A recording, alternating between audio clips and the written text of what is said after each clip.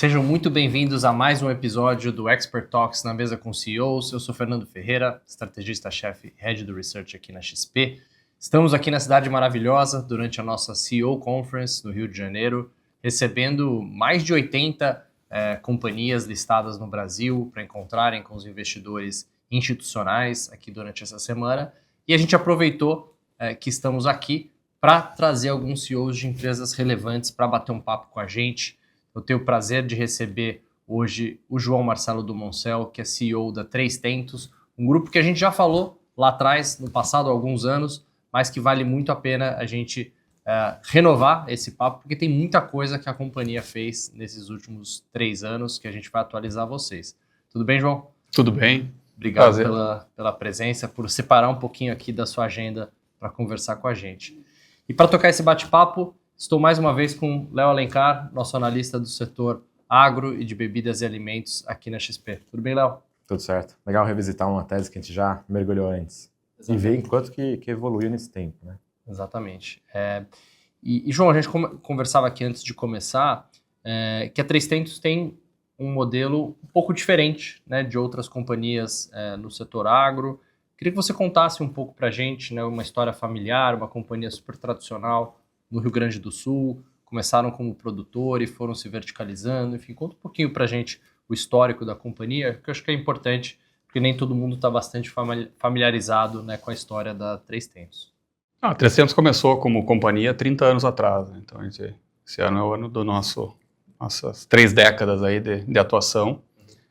Como tu falou, começou com a partir da atividade agrícola, né, que meus pais desenvolviam na região noroeste do Rio Grande do Sul, mais especificamente em Santa Bárbara do Sul. E aí com a vinda para se integrar aos negócios minha e do Luiz Osório, do meu irmão, né, que tivemos experiências fora, estudamos, enfim, e voltamos para trabalhar junto com o nosso pai e a nossa mãe na propriedade, né, na fazenda. E a partir dali, né, surgiu aí a ideia, a missão de criar um negócio paralelo à propriedade rural, né, que tivesse, digamos assim, entrega de valor para o agricultor. A gente conhecia muito bem essa atividade, né. Nós, embora tenhamos estudado e saído para estudar, porque nossa cidade, Santa Bárbara, é uma cidade bastante pequena, nós nunca perdemos o vínculo, né, eu nem o Luiz Osório de estar no campo. Então, a nossa criação sempre foi uma criação bastante dura. O pai sempre nos levou, né, com rédea curta, como a gente fala lá no Sul. Né, e então todas as férias e qualquer feriado, assim, não tinha muita folga não, era ir para a fazenda. Então a gente conhece muito, acordar cedo, né, ir para cima do trator. Sim. Então assim, né, coletadeira. Então a atividade rural sempre teve muito presente. Tanto eu quanto meu irmão, principalmente quando nós voltamos para trabalhar, a gente trabalhou efetivamente na lavoura. Né? Então, nós plantávamos, colhia, puxava, né? Fazia toda a operação ali. E, de uma certa maneira, isso nos deu uma base, além do histórico, de ter convivido, do nosso pai, da mãe, enfim, nos deu uma base de entendimento e de empatia com o produtor, que eu acho que é reflexo e é característica da Três Tentos até hoje. Né? Assim, essa identidade genuína que a gente consegue ter com o nosso cliente, né, o principal cliente, que é o agricultor, né, no sentido de estar junto, entender os problemas, saber, né, saber as dores, né, saber quanto preocupa quando não chove, o que é passar a noite sem dormir, né, várias coisas assim que são muito características assim dessa atividade, que envolve aí um cenário de clima muito intenso, né, que é uma variável super incontrolável, né, e que traz aí um desafio importante na gestão do negócio. E em que momento que vocês decidiram, enfim, ir para o negócio mais verticalizado, né, ir para um negócio diferente da fazenda em si? Qual foi esse...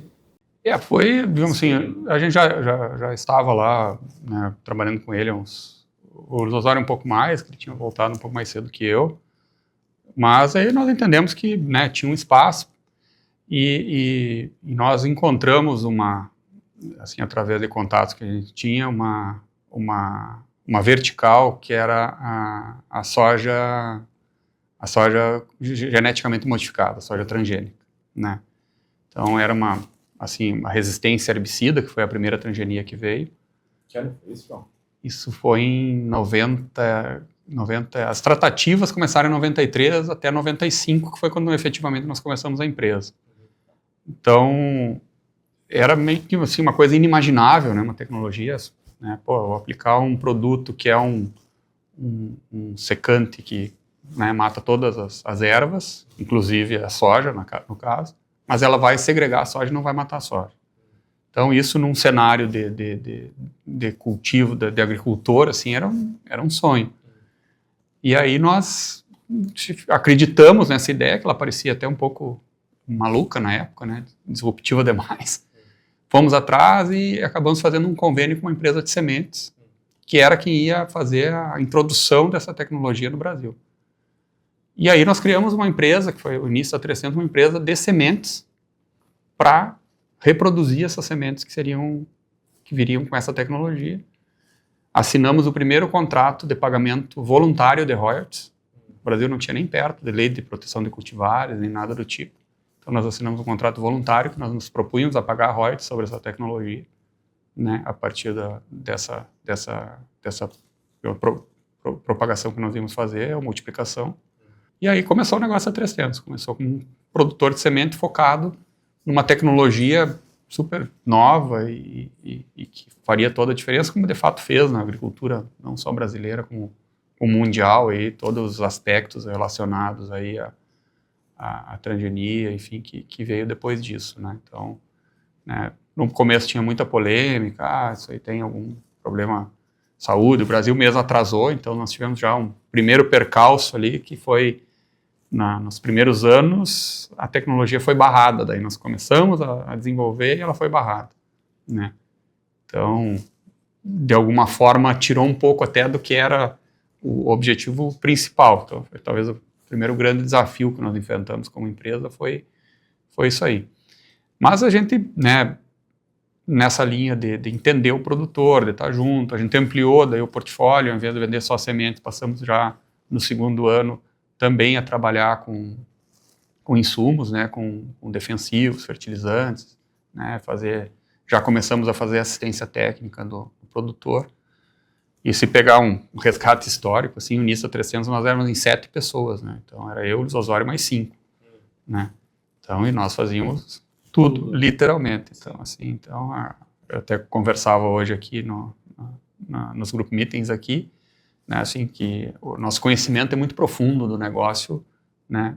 Também por isso, né? Por essa característica que teve de fazer o negócio literalmente do zero, né? Então, começamos a desenvolver o negócio já com os demais insumos, e sempre a gente buscou essa característica que foi também, né, que é aquelas coisas, depois tu conecta os pontos, né, mas que foi essa questão de já trabalhar sempre vinculado à venda do insumo, usando o grão como, né, ou a produção como pagamento. Então, desde as primeiras produções de semente, depois quando a gente começou a produzir, aliás, a vender os insumos também, os defensivos e fertilizantes também, assim, o que acabou gerando um negócio de movimentação de grãos. Sim. Então, vendia o grão, aliás, vendia o insumo, recebia a produção como pagamento, e aí tinha que vender essa produção e gerava um negócio ali de comercialização de grãos importante. Isso foi até 2013, né? Então, de 95 a 2013 o negócio rodou nesse formato. E em 2013 nós começamos a industrializar esse grão. A gente conseguiu ir crescendo. Em 2002 nós começamos um processo de regionalização. Então nós abrimos as primeiras filiais na região, em cima de um modelo de negócio que nós chamamos, então, que era ter uma unidade que vendia insumos e captava grãos.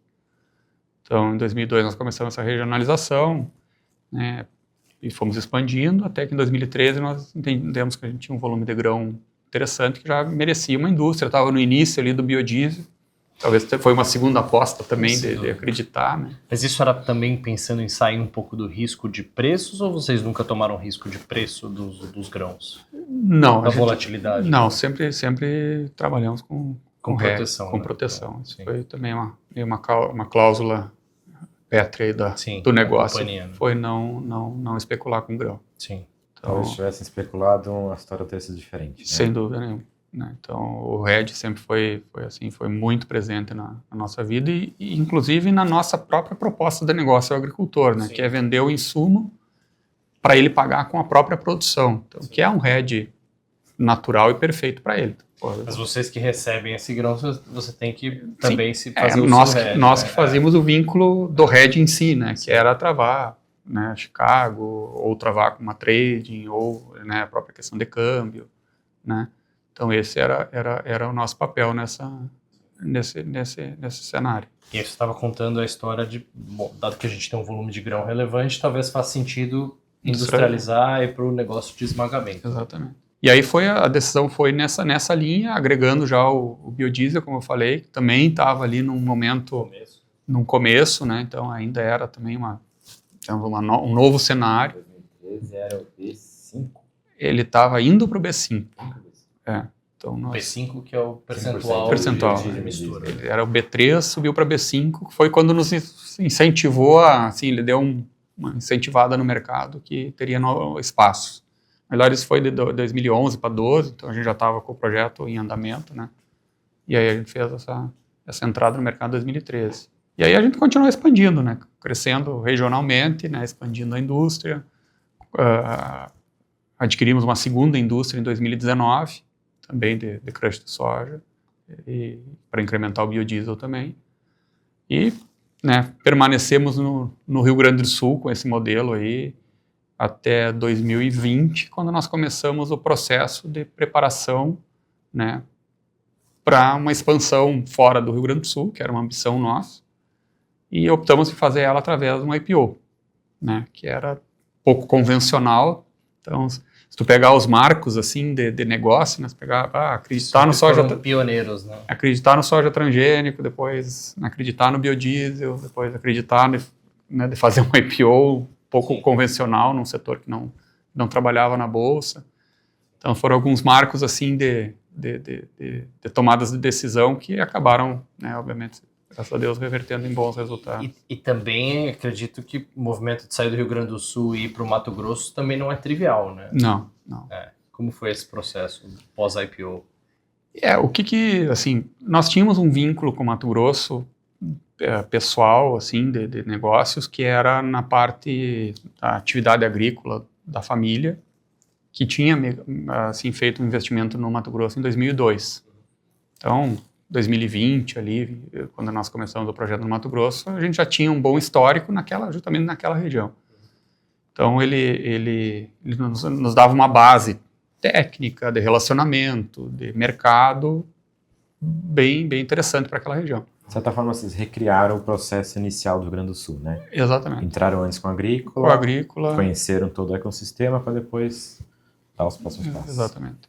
E aí lá, lógico, aí uma região diferente, né? Nós fomos, né, começamos o negócio na BR-163, ali na região de Sorriso, Sinop, né? Fizemos a fábrica no município de Vera, que fica exatamente entre Sorriso e Sinop.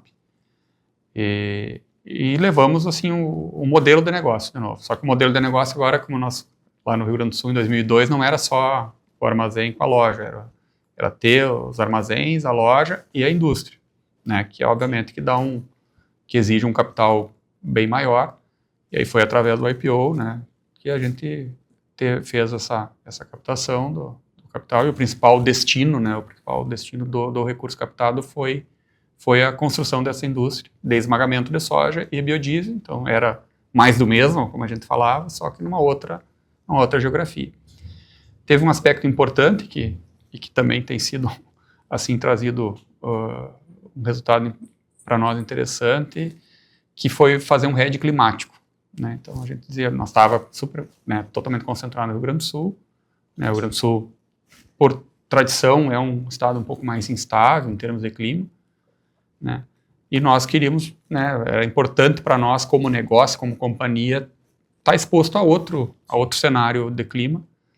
E o histórico de coincidência de problema, o histórico de problema climático no Mato Grosso é muito pequeno, né, quase inexistente. E a coincidência de dar lá no Rio Grande do Sul e no Centro-Oeste, problemas climáticos, também é muito rara, porque geralmente ela está influenciada a Laninha e El Ninho, né? Então, quando dá Laninha, o Sul é seco, o Centro-Oeste é mais chuvoso, quando dá El Ninho, aqui seca lá, o oposto. Então, né, ele criaria esse hedge climático natural. E aí, lógico, aí encaramos o desafio, né, um mercado super maduro, competitivo, tecnificado, né, e aí fomos muito questionados ali na época do IPO, mas né, o produtor é diferente, o tamanho do produtor é diferente. A escala. Não são produtores pequenos, eu lembro desse questionamento. Exatamente. Então, né, a nossa fortaleza era o produtor menor, se relacionando, enfim. Só que a gente tinha, digamos assim, muita segurança muita segurança na nossa proposta de valor, né, que é estar junto com o produtor, independente do tamanho dele. E nós temos uma crença, e é o que a gente enxerga, o produtor é produtor em qualquer lugar do Brasil e do mundo, né. Não faz muito, nós fizemos uma rodada no estado de Iowa lá, e tu conversa com o produtor, preocupações são as mesmas, os objetivos são muito parecidos, as reclamações, os desafios, os medos. Então, tu tem essa similaridade natural. Tem o Mato Grosso que ele assim, também tem uma colonização muito forte, né, do Sul, então já tinha um certo conhecimento prévio da empresa, tinha um irmão que mora no Sul, que já sabia da empresa, tinha um parente, ou vinha passar as férias e via 300 ali no interior. Então isso também, de alguma forma, criou alguma sinergia, né? Mas, como eu disse, né, fazer esse comprometimento genuíno com o sucesso do produtor, de estar junto, de fazer ele dar certo para colher mais, nos entregar mais matéria-prima, para ter liquidez e poder, né, melhorar a tecnologia dele, comprar mais insumo, enfim. Então esse foi o que a gente foi, né, provando e está ainda, né, num processo de estar lá, de entrada no mercado. Ainda na BR-63 a gente já está com já há mais tempo, então já é mais conhecido, o negócio está mais maduro, né? Mas agora no Vale do Araguaia, que foi esse movimento mais recente, ainda, né, a gente está nessa fase mais de abrir as primeiras porteiras, de se apresentar, de, né, apresentar o que a gente quer entregar e ir criando os vínculos, as alianças aí, que sempre foi a nossa fortaleza com o agricultor. João, tá uma pergunta quase filosófica, né? Porque realmente vocês fizeram diversos movimentos grandes, como você comentou da história da soja, depois no BART, depois biodiesel, IPO, mas vocês são muito conservadores, né? Até o crescimento de vocês é muito pautado pelo crescimento orgânico, né? Como vocês conduzem essas duas dinâmicas, vamos dizer assim? Como é que vocês entraram no Mato Grosso, uma região nova, passaram por uma crise grande também ali, com outros players do setor sendo impactados por essa crise, e conseguiram manter o DNA de vocês e surfar bem, apesar dessas volatilidades todas?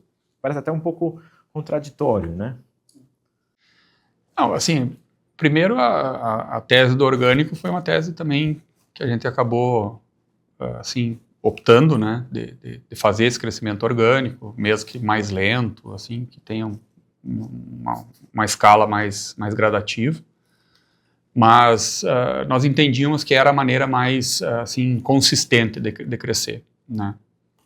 Levando a cultura, né? Tendo combinando talentos nossos com talentos, né, que a gente trazia, com profissionais do mercado, né, que traziam, obviamente, o conhecimento do mercado, do cliente, já tinham, né, um histórico ali. E aí a gente vai nessa combinação e o negócio escalando gradativamente. Então essa aposta no orgânico sempre foi muito, muito óbvia para nós, assim. E assim, e uma disciplina, né?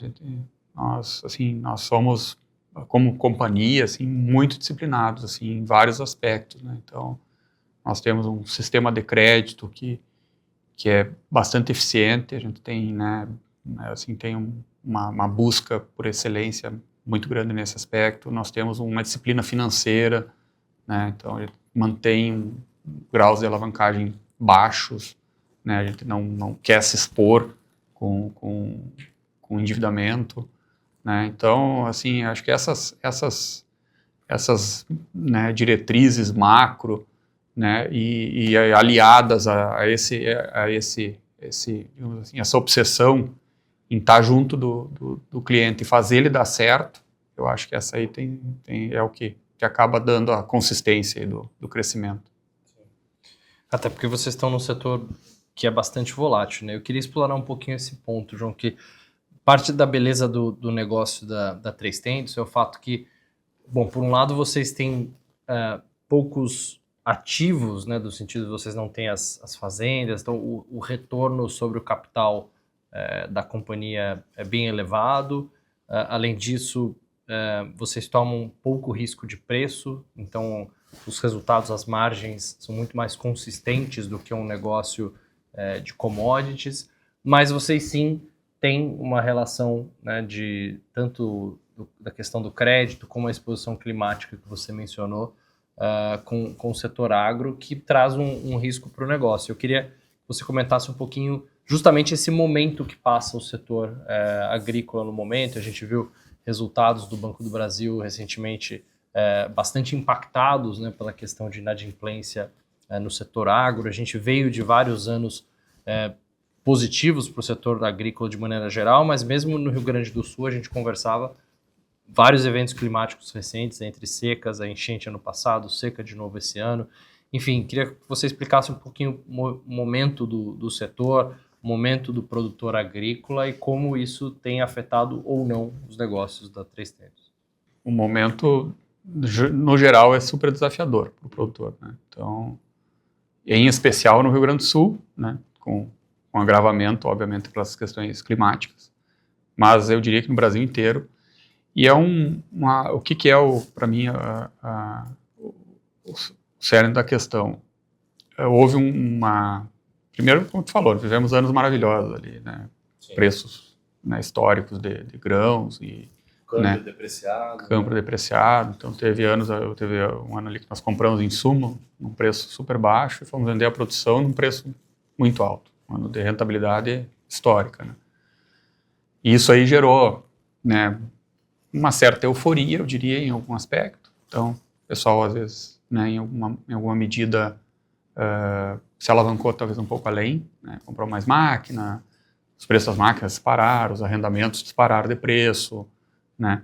Então, isso gerou um movimento digamos assim, de alavancagem do produtor, né, num momento ali até compreensível, porque o negócio realmente estava entregando um resultado maravilhoso. Mas logo veio uma ressaca, assim, não deu muito tempo de curtir o bom momento e veio a ressaca, que foi justamente o inverso. Os preços se depreciaram, né? O custo subiu, daí no outro ano, e o preço caiu. Aí tu fez exatamente o inverso. E aí nós entramos agora vamos dizer, uma situação que é os últimos 2, 3 anos, que é uma situação de baixa rentabilidade, a partir dos preços terem caído das commodities, de modo geral.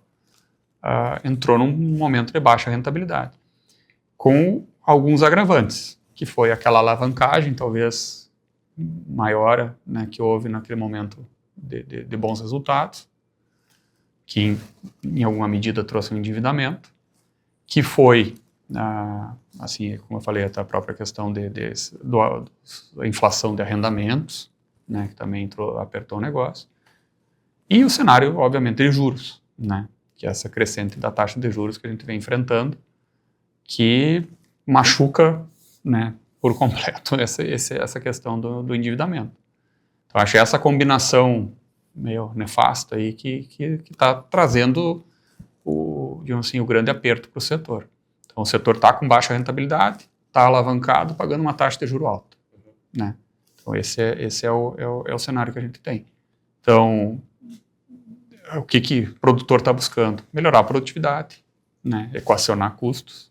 Felizmente, o Brasil, de um modo geral, colheu uma boa safra, né? Então, a nossa visão, claro, é que ela está muito concentrada em Mato Grosso e Rio Grande do Sul, então tu tem quase que 2 extremos nesse sentido. Mas o Brasil colheu uma boa safra. A segunda safra, a safrinha, foi também muito boa em produtividade. Os preços, de alguma forma, deram uma melhorada, então acho que nós estamos entrando, onde se colheu bem, no nosso caso, Mato Grosso, eu acho que se entrou num ano normal. Está apertado o negócio por conta daquele cenário que eu falei no início, mas a boa produtividade e essa pequena melhora que foi ainda de preços, ela trouxe fôlego, né? Claro que nós precisamos ainda desalavancar, né? Ter anos melhores para manter um progresso de desalavancagem. O Rio Grande do Sul é um cenário diferente, né? O Rio Grande do Sul tem a mesma situação de euforia, alavancagem, inflação de arrendamento, né? Então, endividamento, baixa rentabilidade e taxa de juros alta também. Agravado por um problema que não teve produção, ou teve queda de produção nesses últimos anos. A agricultura no Rio Grande do Sul é muito resiliente, né? Porque o produtor é um produtor assim, que tem um custo mais baixo no fim do dia por mão de obra mais familiar em muitas aspectos, em muitas propriedades, né? Um custo mais adequado, tem um ganho logístico, então os insumos chegam um pouco mais barato e o grão vale um pouco mais em relação à maioria das praças, então isso reduz o preço do pacote tecnológico em sacos de soja, ele acaba reduzindo um pouco. Se trabalhou um pouco mais, talvez, do que outras regiões, claro que se usou daí, né, o seguro agrícola, principalmente nos anos, não tanto agora no final, mas nos primeiros anos ali tinha um grau que ajudou muito, né?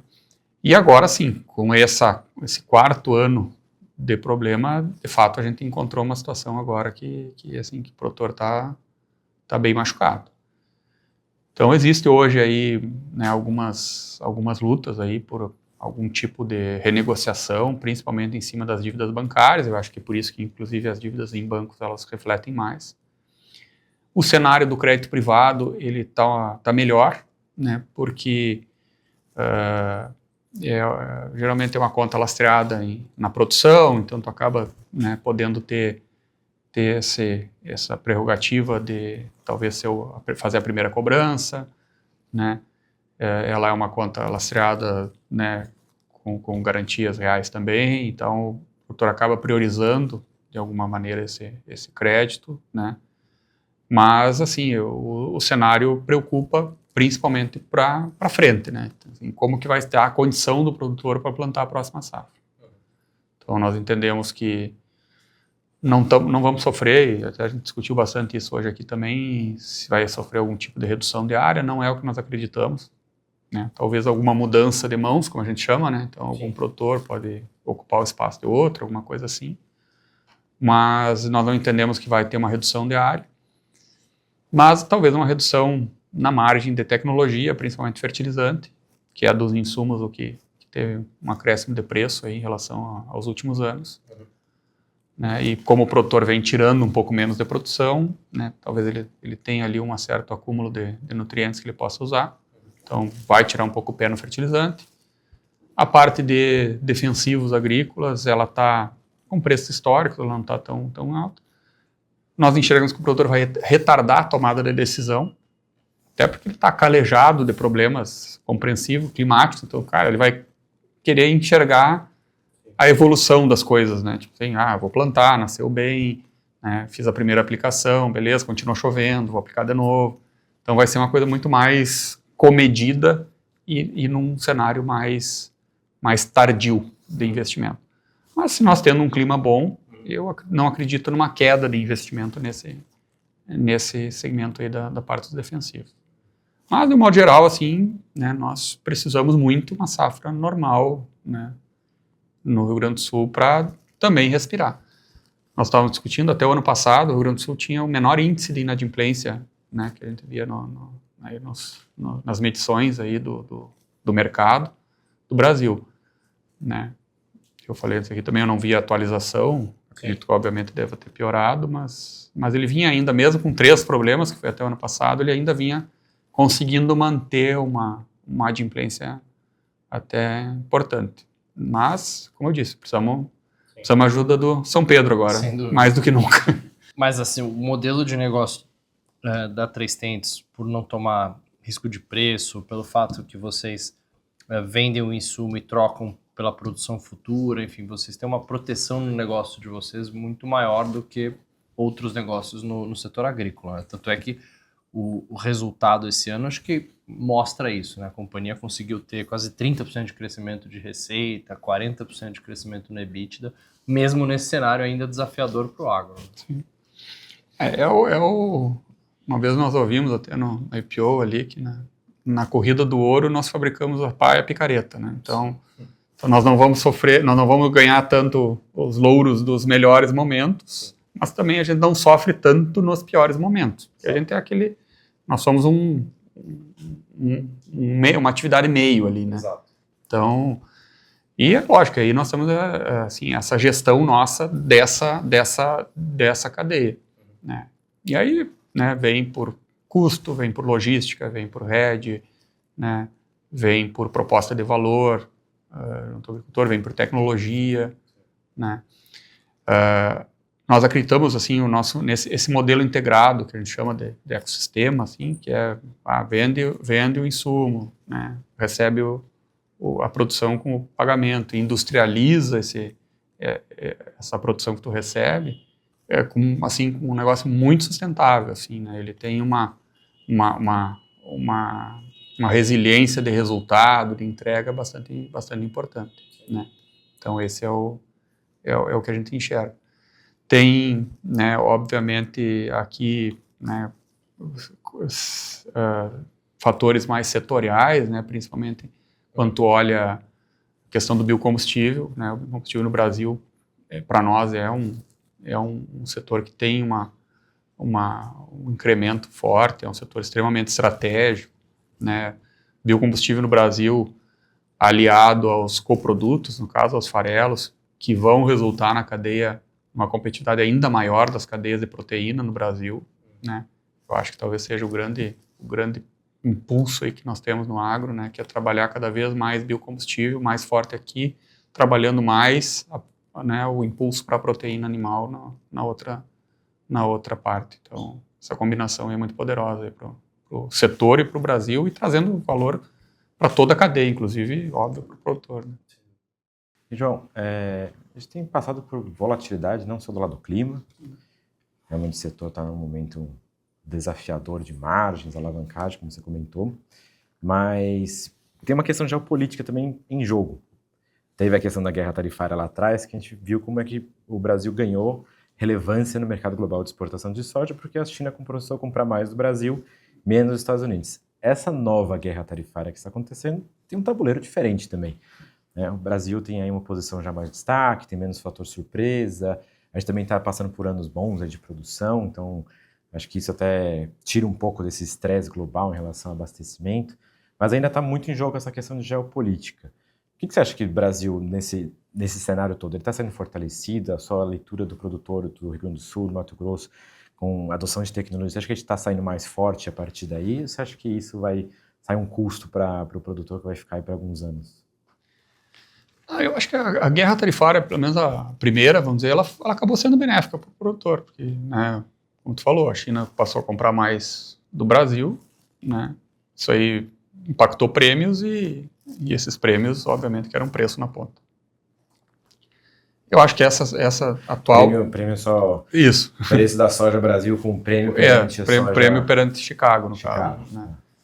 Então, essa guerra de agora, ela tem nuances diferentes, assim, né? Então, eu acho que ela tá mais, assim, hoje ela está trazendo um resultado muito parecido com o que foi lá a primeira, 2018, porém, eu acho ela mais arriscada, né? O governo americano está jogando mais duro nas relações, né? Inclusive com a China, né? Então, né, mesmo semana passada, né, o Trump botou um Twitter ali que a China ia comprar 4 vezes mais soja, o prêmio caiu, né? Chicago subiu, o prêmio caiu, né? Então, assim, ela tá sensível, assim, a situação. Eu enxergo um fator agravante: os Estados Unidos vai colher uma safra muito boa de grãos, tanto de milho quanto de soja. Então, vai ter um volume importante de soja entrando no mercado, né? Falando mais especificamente da soja. Eu quero entender até quando a China vai continuar comprando um soja mais caro do Brasil em detrimento a um soja que talvez venha descontado dos Estados Unidos. Então, isso eu acho que é um risco que está sobre a mesa aí, né? Talvez em algum momento, assim, o cenário facilite às vezes, eventual acordo, né? Mesmo que seja específico para algum produto e tudo mais. Então, acho que o produtor tem que ficar atento, assim, que nós temos um cenário de preços aí que tem fatores importantes aí que podem mexer bem o tabuleiro, né? Então, e aí, de novo, a necessidade, que nós, como 300, é essencial, né? Que é trabalhar redeado, e para o próprio produtor, que é ir fazendo rede, né? Então, que é travar um pouco dos insumos, travar uma parte da produção, né?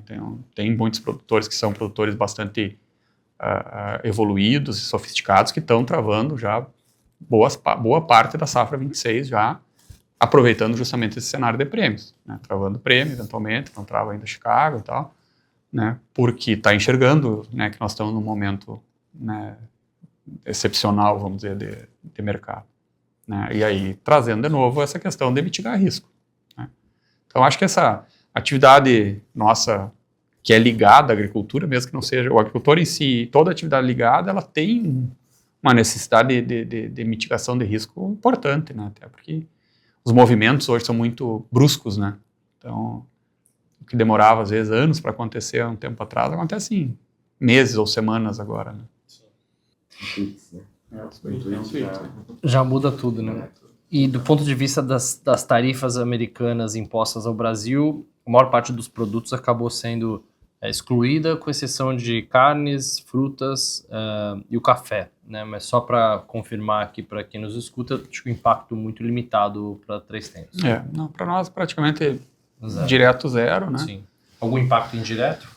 Essa questão dos prêmios na soja, que não é necessariamente por esse tarifaço específico do Brasil, né? Mas é pela política muito mais da relação bilateral dos Estados Unidos com a China. Uhum.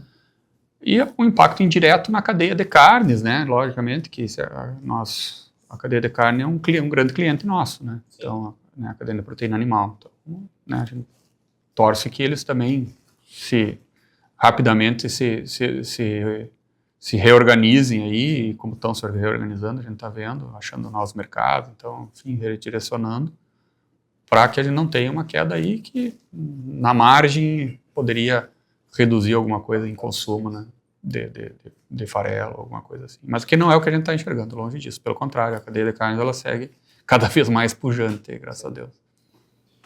Mas João, do etanol de milho? É a minha pergunta agora, exatamente. Vocês estão numa fase de investimento, né? Um outro ciclo de investimento. Pós o IPO, fizeram a expansão para o Mato Grosso, entregaram a expansão do Mato Grosso antes do previsto, até cresceram mais do que estava desenhado ali, e agora vieram com o projeto de etanol de milho, de novo, igual vocês fizeram no passado com o biodiesel, né? Entrando na cadeia de biocombustíveis, agora entrando num outro biocombustível extremamente importante para a matriz energética brasileira, mas que muitas vezes foi tido como não consensual entre os investidores, né? Aqueles que enxergam como vocês têm um DNA de ter a cadeia toda ali, conseguir arbitrar a margem da cadeia, né? Tanto na originação de grãos, que vocês já conseguem originar milho na região que vocês trabalham ali, onde vai ter a operação de etanol de milho. Então tem a estrutura de revenda, mais a operação de grãos e mais etanol de milho. E aqueles que acharam que você está entrando no mercado mais concorrido, né? Com margens que podem ser menores ou muito mais volatilidade também, né?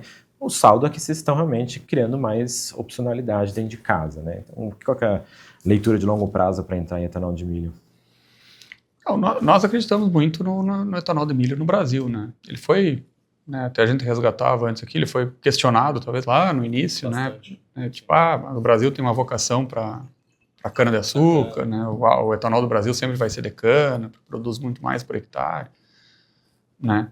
Tem gente que está se arrependendo de ter falado exatamente isso. Exatamente, hoje, né? Eu acho que aí a história mostrou que, né, que o etanol de milho no Brasil é sim super viável. O crescimento da segunda safra ele e vai continuar sendo super vigoroso. Nem pode mais chamar de safrinha, né? Não, é por isso que eu já não chamo mais, é segunda safra, total. Sim. Né? E aí isso aí vai criando esse cenário positivo, né? Eu acho que hoje ainda a proporção de etanol de milho é pequena na proporção brasileira, eu acho que ele vai continuar crescendo, provavelmente, que é o que está acontecendo, a cana vai ficar cada vez mais açucareira, né? E o etanol vai ceder um pouco de espaço junto com o crescimento, porque não é só, vai ocupar o espaço. Não é só ocupar espaço. Ele talvez vá muito mais ocupar o crescimento, né? Então, esse crescimento vai vir agora do E30, né? Então, houve esse aumento da mistura de anidro na gasolina. Está vindo do maior uso de hidratado, principalmente porque vai tendo ganhos logísticos em regiões, né? Vai ficando mais próximo de alguns mercados consumidores que não usavam, que não fechavam a conta para fazer o uso do hidratado, então tu vai tendo esse incremento, né? Então, acho que nessa linha, eu acho que ele é super resiliente. DDG é um produto extremamente estratégico, acho assim, né? Eu acho que o Brasil vai ganhar muito com o DDG, dentro daquele binômio que eu falei, biocombustível, proteína. Então, o DDG é uma ferramenta muito forte. Só lembrando, né, que acho que o pessoal está mais familiarizado com biodiesel, né? Biodiesel você esmaga a soja, tira o óleo de soja, farelo, com óleo de soja você faz o biodiesel, né? Exatamente. Etanol de milho, que você faz o processo em cima do milho, mas você também tem a parte sólida, que é o DDG. Exato. Né? E o restante, tem um pouquinho de óleo de milho também, e o restante você faz etanol, né? Então, o DDG é como um subproduto do processo. Do processo, milho, né? exato. E ele é usado para ração animal Ração ou animal. DDG, né? Ele acaba concentrando a proteína do milho no Sim, DDG, sim. né? Mas ele tem, assim, em termos de fit para ração, ele tem um fit muito bom, principalmente para bovinos, né? E ele concorre mais com o farelo de soja do que com o milho diretamente. Na verdade, ele faz mais com farelo, sim, mas ele faz um pouco do meio, assim, sabe? Ele ainda guarda algumas características do milho, então tu acaba substituindo mais farelo, mas também...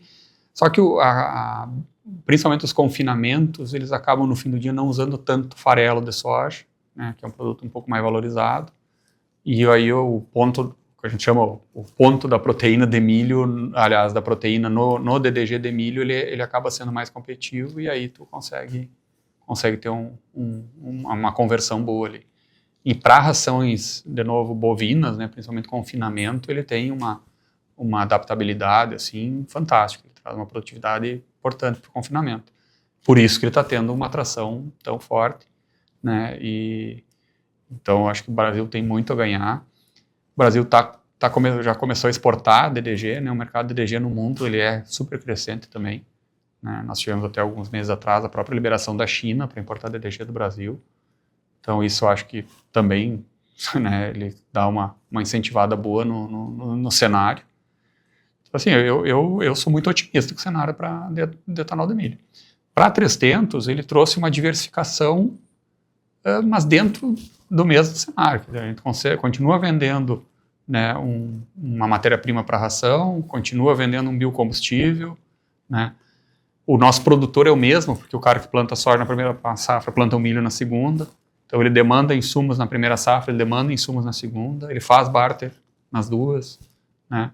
Então, as estruturas das unidades de recebimento, de armazenagem, elas são as mesmas, né? Então, tu otimiza ainda mais as estruturas, né? Então, assim, eu vejo que ele tem um ganho bem importante para nós, né? Como diversificação, como negócio em si, primeiro, mas como diversificação, como sinergia, como adequação de diluição de custos, né?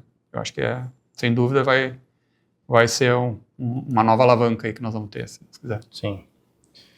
E é uma forma de adicionar um valor agregado ao milho, né? Porque o milho, quando você exporta ele, principalmente vindo do Centro-Oeste, o peso do frete acaba sendo muito, muito grande, né? Então, de fato, transformá-lo em etanol faz muito sentido, né? E teve um ganho cruzado, né? O produtor teve uma melhora do preço, né? A indústria pagou mais ao produtor, então... Sim.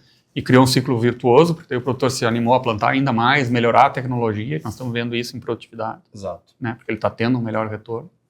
Né, e teve esse retorno, né, inclusive, né, ambiental, logístico, né, porque esse milho todo que transitava para os portos, hoje não transita mais. Né, então, ele vai ter alguma movimentação de etanol, o DDG acaba ficando muito regional, ele praticamente não caminha tanto. Então, acho que tem ainda... Esse ganho adicional aí, que é importante também. João, você assumiu a cadeira de CEO, trocando com o seu irmão Luiz Osório. Quais são suas prioridades? Comenta um pouquinho sobre esse novo momento, né, da companhia, assumindo como CEO esse ano. Enfim, se muda alguma coisa na estratégia? Qual que é o seu foco gestão da companhia? Não, assim, a nossa gestão sempre foi uma gestão muito combinada, né? Sim. Então, a gente tem um alinhamento aí muito forte, né? Né, nossas salas têm uma portinha interna, sempre uma do lado da outra. E assim, lógico, esse novo enfoque foi para nós trazer mais robustez para a gestão ainda, né? Então, a gente tem, né, essa característica desse crescimento orgânico, e a gente está vivendo agora na 3tentos uma fase que nós nos posicionamos como uma empresa de crescimento e resultado, que é o que a gente tem conseguido entregar, né? Um crescimento robusto com resultado, sem abrir mão do resultado. E nós temos nós estamos vivendo uma fase de cresce e consolida, né? Então, porque os ciclos a gente vai crescendo na ponta e o negócio organicamente ele vai se consolidando, porque quando o negócio é orgânico ele não entrega no primeiro ano, né? Ele fica um ciclo entregando crescimento. Então, hoje, a despeito de nós continuar investindo, que é obviamente que a gente vai estar atento e buscando continuar crescendo, a gente já tem um crescimento contratado importante, né, que está vindo dessa continuidade, dessa consolidação. Sim. Então, nós temos esse objetivo óbvio de consolidar, tem vamos dizer, essa entrega do início da startup da planta de etanol, né? Então tem a questão do nosso crescimento, que a gente fez também um brownfield nas plantas de biodiesel, então que também vão acontecer agora no decorrer de 26, já estão acontecendo, mas vão operacionalizar agora a partir do final de 25, 26, né?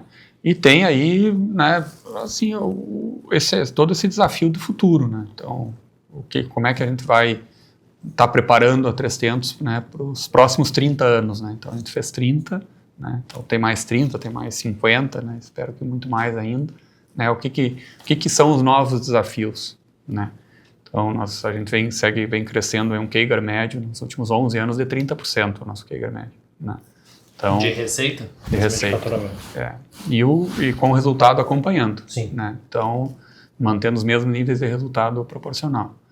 Então, isso é um senhor desafio, principalmente que à medida que a base vai ficando maior. Sim. Então, mas a gente segue, né, buscando alternativas, talvez, né, não é uma obsessão sempre o 30%, mas a obsessão é o resultado, é a consistência, né? Mas é trabalhar, digamos assim, essa continuidade do crescimento, a continuidade da entrega, né? Eu acho que nós temos desafios importantes aí, nós temos uma reforma tributária, né, que é um foco importante, nós temos inteligência artificial, que vai impactar brutalmente os negócios aí de toda a ordem. Então, são várias... Clima continua sendo, né, todo esse cenário do agronegócio, né? Eu acho que, né, nós temos aí um cenário político ainda ano que vem, que também acaba impactando muito negócio. Então, acho que, assim, o cardápio de desafios não é pequeno, mas, assim, a confiança nossa no negócio é muito grande. Assim, a gente realmente acredita muito no negócio. Nós somos um time aí de 2.500 pessoas, né, apaixonados pelo que fazem, né? Nós realmente...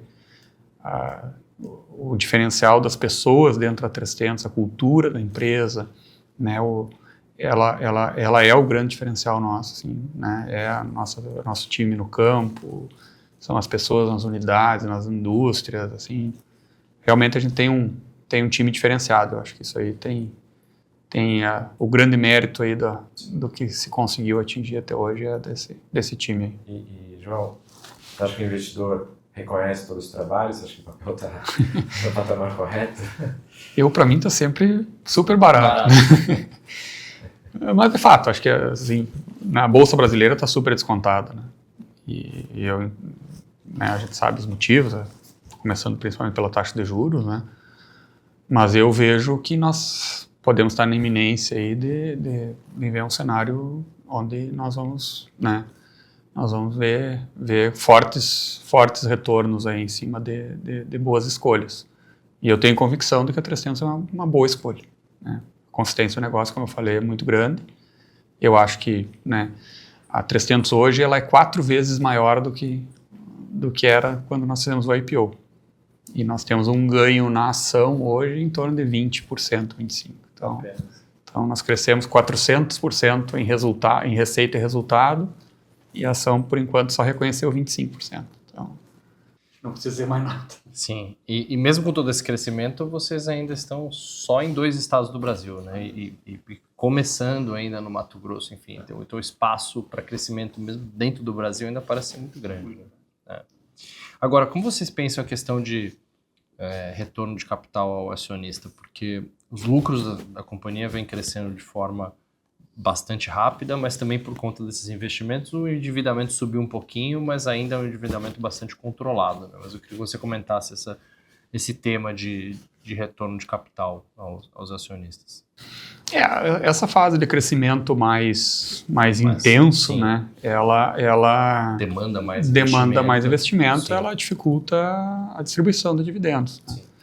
A gente vem crescendo gradativamente a distribuição de dividendos, né? À medida que também a gente entende que isso é uma parte que o investidor também demanda, né? Mas a gente entende que o crescimento, aliás, o retorno pelo crescimento da companhia, ele ainda é melhor. Né? Porque eu acho que assim, o nosso ROI ele é muito forte, então deixar o dinheiro investido talvez seja vocês investirem no negócio do que retornar e talvez fazer alguma outra coisa que não vai dar o mesmo retorno que está dando ali. Então esse eu acho que talvez seja o grande ponto. E assim, lógico, e manter o negócio, né, principalmente nessas épocas, desalavancado, né, que é o que a gente vem fazendo. Né? Então, a empresa é uma geradora de caixa muito forte, então o resultado dela praticamente todo é caixa, então os ciclos de capital eles acabam se equilibrando rapidamente. Perfeito. Mais alguma? Não. Acho que só indo para a fase final aqui, João, você tem algum livro, alguma série que você queria recomendar aí para os nossos ouvintes? Você algum livro que te marcou, algo que você tem visto que vale a pena chamar a atenção? Tem vários aí, né? Eu me lembro talvez um dos primeiros aí que eu li, que até hoje, que até eu recomendei para o meu filho, ele está lendo, que é o Pai Rico, Pai Pobre.